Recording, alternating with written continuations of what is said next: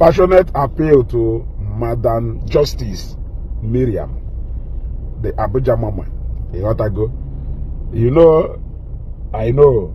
Oh, it's obvious you wanted to shine with Ogeshi. You wanted to penetrate the mind of Igbo through use Ogeshi where shine. Onya Batana Mbaha arrested Akwa Okuko. You came out and you issued a statement. And you told JPAC. And you told Akwarada. No one will anything memu just to assist that you are willing. And na JPAC is your number. Madam, I want to tell you that then we go a lot of things you can actually do to help Akwa. Please, please do not stay back.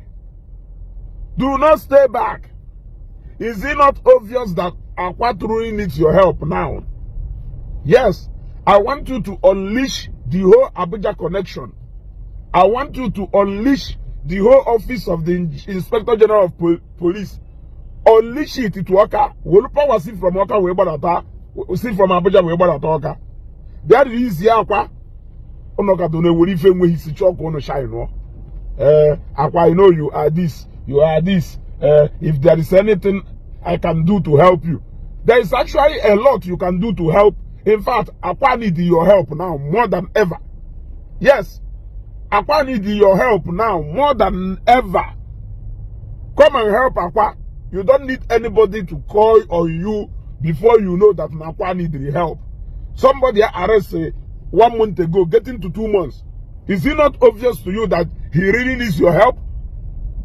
Is it not obvious to you that he needs your help? Come and help him. Come and unleash your Abuja connection. Come and unleash the whole powers you have. Abido Sheka, Gandusa, Endaboski Bahose. Come and unleash the whole powers you have. Noka, Kerisi Akwa. Wasn't eye service you name. Wasn't eye service you name. Nothing lasts forever. After me, name na Facebook, even a guy na Facebook. I told you, and I told you. You see, I try me Tiano because I made it clear from day one. Na Mablonye Saga. Come on, I'm first suppose you na me. I will say it without minding whose else is God, man. So I hope you are enjoying the show now. I hope you are enjoying the game while it lasts. We will be watching. That is what we have been doing over the years. Watching.